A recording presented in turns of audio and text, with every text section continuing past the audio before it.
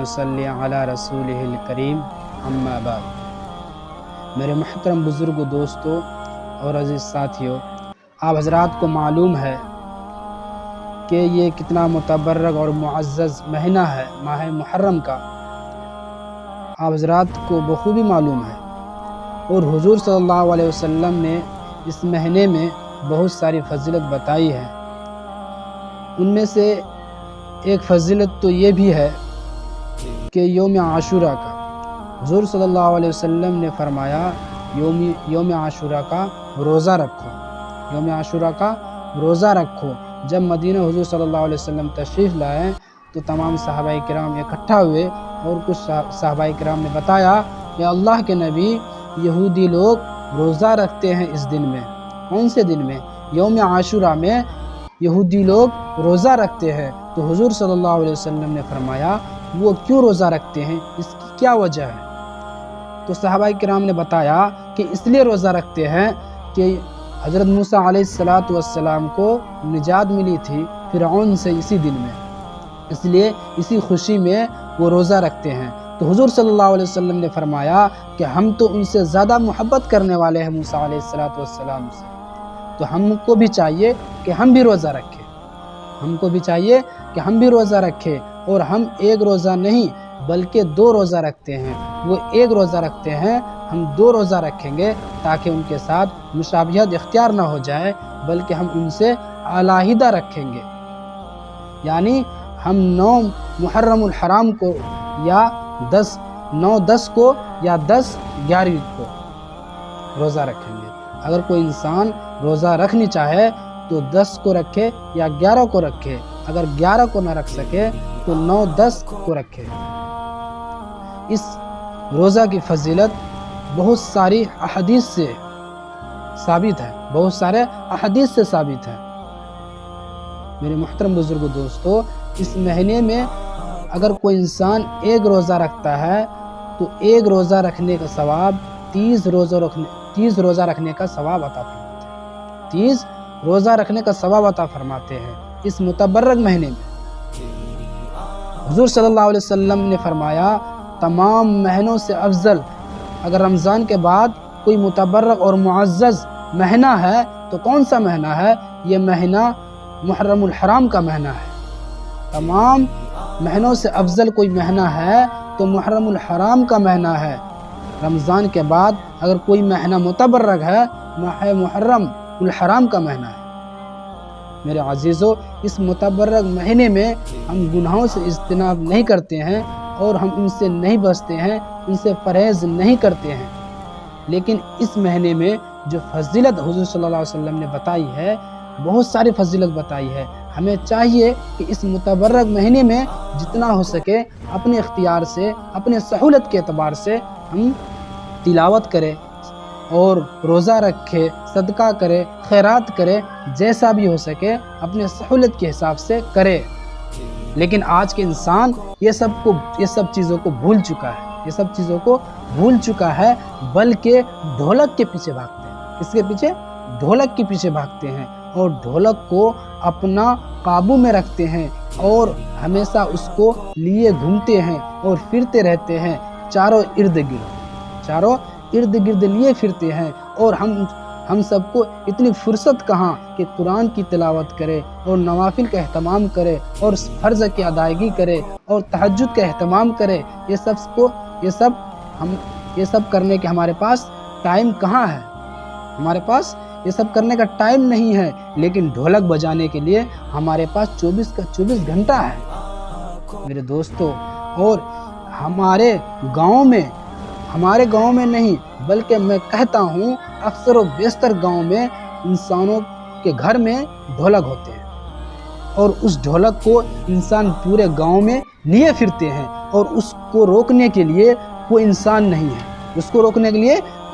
نہیں ہے، اور اس ڈھولک کو سننے کے لیے سب انسان سنتے ہیں، سب انسان اتفاق سے سنتے ہیں اور شوق و ذوق سے سنتے ہیں۔ یہ سب کو ہمیں روکنا چاہیے۔ اور ایسے انسان ہوتے ہیں سننے والے جو کہ حاجی ہوتے ہیں اور متقی پرہیزگار ہوتے ہیں اور 5 وقت کی پابند पाबंद लोग होते हैं, 5 वक्त की बाजमात जो लोग नमाज पाबंद होते हैं, नमाज के पाबंद होते हैं, वो लोग भी खड़े होकर सुनते हैं। मेरे दोस्तों, ये सब से हमें बचनी चाहिए। और हमारे माए बहन भी उस मजलिस में इकट्ठे होकर सुनती है, और ना पर्दे के लिहाज, ना किसी चीज़ के लिहाज, ना कोई सलीका रहा, ना कुछ रहा, बल्कि माए बहनें, भाई बहन सब इकट्ठा होकर सब सुनते हैं। और वहाँ पर पर्दा का लिहाज है, ना कोई चीज़ का इख्तियार है, बल्कि जो मन में चाहा करा, जो मन में चाहा ना करा। मेरे दोस्तों, ये सब चीज़ों से हमें बचनी चाहिए। और ये सब को रोकने के लिए कौन आएगा? ये सब चीज़ों को रोकने के लिए कौन आएगा? कोई नहीं आएगा, हम और आप हैं। वो सब चीज़ों को रोकने के लिए हमें चाहिए कि हम वो सब चीज़ों को रोकें और वो सबको बताएं कि ये सब करना हराम है, ये सब सुनना हराम है, ये सब हमारे नबी ने नहीं किया है, न कोई साहबी से साबित है, न किसी नबी से साबित है, नहीं किसी उलमा से साबित है, नहीं किसी मुफ्ती से साबित है। बताओ, किसी नबी ने किया हो, किसी साहबा ने किया हो, कोई उलमा ने किया हो, कोई मुफ्ती ने किया हो, बताओ ऐसा किसी से साबित हो। लेकिन हम फिर भी मानने के लिए तैयार नहीं, हम मानने के लिए तैयार नहीं हैं, बल्कि हम लोग शौक से बजाते हैं ढोलक को। और गाँव में अपने माँ बहन वहाँ पर खड़ी होकर देखती हैं, बल्कि नाचती भी है। कोई ऐसी औरत होती है नाचती है, कोई हमारे माँ बहन भी उसको तमाशे के तौर पर देखते हैं। मेरे दोस्तों, ये सब चीज़ों को हमें रोकना चाहिए। इन सब चीज़ों को रोकने वाला कोई और दूसरा नहीं आएगा, कोई नबी नहीं आएगा कि हम ये सब चीज़ों को रोकेंगे। हमें और आपको रोकना पड़ेगा। इस मुहर्रम के महीना में इतना मुतबर्रक मुअज़्ज़ज़ महीना है, इंसानों को चाहिए कि इसमें हमें लोगों की मदद करें, लोगों को सिखाएं, कुछ बताएं। लेकिन नहीं, हम ताज़िया पर अपना फजूल पैसे खर्च करते हैं, फजूल पैसे खर्च करते हैं, लाखों रुपए उसमें खर्च करते हैं, हज़ारों रुपए खर्च कर देते हैं। लेकिन किसी गरीब की बारी आई देने की, तो देने के लिए हम तैयार नहीं हैं, हम देने के लिए तैयार नहीं है। अगर कोई गरीब आ जाए तो हमारे पास पैसे नहीं है, कोई मिस्कीन आ जाए तो हमारे पास पैसे नहीं है, कोई यतीम आ जाए तो हमारे पास पैसे नहीं है, हमारे पास पैसे नहीं है। अगर ताज़ियत के नाम पर कोई पैसा मांगता है, हमारे जेब से धड़ाधड़ निकलता है, फटाफट निकलता है। कोई कराहत नहीं, कोई कराहत महसूस नहीं करते हैं, बिला झिझक हम निकाल कर दे देते हैं। मेरे अजीज़ों, ऐसा करना बिल्कुल हमारे लिए कतअन हराम है और इन चीज़ों से बचनी चाहिए। बल्कि हमारे गांव में गरीब है, उन पर ध्यान देनी चाहिए। हमारे गांव पर यतीम है, उनको देना चाहिए। मिस्कीन है, उनको देना चाहिए। लाचार है, उनको देना चाहिए। लेकिन हम ये सब चीज़ों से परहेज़ करते हैं। अगर कोई इमाम की बारी आई कि इमाम साहब को दे दिया जाए और इजाफ़ा कर दी जाए उनके तनख्वाह में, हम राज़ी नहीं होते हैं। और अगर कोई शराब की बारी आई कि फलां पार्टी हो रहा है, फलां शख्स पार्टी कर रहा है, इतना पैसा लग रहा है, दे दो, तो देने में कोई बिला झिझक हम दे देते हैं। अगर कोई इमाम साहब बोल गए हमारे तनख्वाह थोड़ा सा बढ़ा दीजिए, तो हम उस पर राज़ी नहीं होते हैं, बल्कि उसको गाली गलौज देकर उनको धुतकार कर भगा देते हैं, लेकिन उनकी तनख्वाह नहीं बढ़ाते हैं। मेरे अजीज़ों, सुधरने का टाइम है। कब सुधरोगे? हमें चाहिए कि हम अच्छे से अच्छे इमाम रखें, अच्छे से अच्छे मुअज्जिन रखें और अपने मस्जिद को कायम व दायम रखें और 5 वक्त को बाजमात नमाज पढ़ने का एहतमाम करें। और हमारे गांव महल्ले में जो बुराई हो रही है, इन सब को रोके। और रोकने का जिम्मेदार कौन है? हम और आप हैं। और क़यामत के दिन हम और आपको पकड़ ले जाए और खुदा न खास्ता अल्लाह पूछे कि तुम बताओ, तुम्हारे गांव में, तुम्हारे महल्ले में, तुम्हारे घर में ये सब बुराइयां थी और उसका हकदार, रोकने का हकदार तुम थे, लेकिन तुमने नहीं रोका। तुम तमाशा देख रहे थे और लोग नाच रहे थे। तुम्हारे गांव में, तुम्हारे घर में तुम बुराइयां हो रही थी और तुम उसके तमाशे बनाकर देख रहे थे। मेरे दोस्तों, क्या जवाब दोगे? हमारे पास कोई जवाब नहीं रहेगा।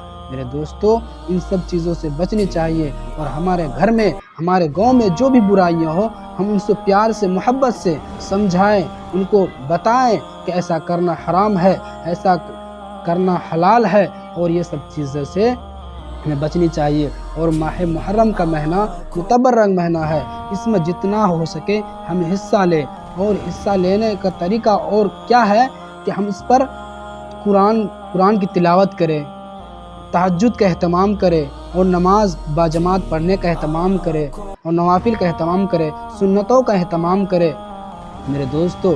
اور دشمنی جو ایک دوسرے سے بغض کینہ حسد رکھتے ہیں، دشمنی رکھتے ہیں، یہ سب سے بھی پرہیز کرنی چاہیے۔ یہ سب برائی بہت خطرناک برائی ہے۔ حضور صلی اللہ علیہ وسلم نے ارشاد فرمایا، کوئی انسان کسی سے حسد کرتا ہے، کسی کی برائی کرتا ہے، تو اس کے نیکیوں کو وہ برائی کرنے والا کہ نیکیوں کو ایسے کھا جاتی ہے جیسے کہ آگ لکڑی کو کھاتی ہے۔ ایسے انسان جب کسی انسان کی برائی کرتا ہے تو اس کے نیکیوں کو کھا جاتی ہے۔ میرے دوستو یہ سب چیزوں سے پرہیز کرنی چاہیے۔ ہمارے معاشرے میں یہ چیز عام ہو چکی ہے کہ اگر کوئی انسان، دو چار انسان کہیں بیٹھا ہوا ہے تو ایک دوسرے کی برائی کرتے ہیں، ایک دوسرے کی غیبت کرتے ہیں، ایک دوسرے سے حسد کرتے ہیں، اور کہتے ہیں فلاں شخص ایسا ہے، فلاں شخص ایسا ہے۔ بالکل ہمیں کہنے کا یہ حق نہیں ہے کہ فلاں شخص ایسا ہے، فلاں شخص ایسا ہے، ہمیں بالکل بھی کہنے کا یہ حق نہیں ہے۔ ہمیں حدیث میں بھی یہ یہاں تک آتا ہے، اگر انسانوں کے اندر میں 99 خرابیاں ہیں اور ایک اچھائی ہے تو اس اچھائی سے پکارو، اس اچھائی سے پکارو، نہ کہ وہ 99 میں سے کسی ایک سے پکارو۔ میرے دوستو حضور صلی اللہ علیہ وسلم کی تعلیم بہت عظیم تعلیم ہے، بہت بہترین تعلیم ہے، بہت اچھا تعلیم ہے۔ اگر ہم ان سب کو پڑھیں گے، لکھیں گے، سنیں گے تو ہمیں معلوم ہوگا۔ اسے چاہیے کہ ہم سب جو باتیں کہی گئی ہیں، جو غلطی کوتاہی ہوئی ہے، اللہ تبارک و تعالیٰ معاف کرے، اور ہماری اس مختصر سے بات پر اللہ تبارک و تعالیٰ ہم سب کو عمل کرنے کی توفیق عطا فرمائے۔ وآخر دعوانا الحمدللہ رب العالمین۔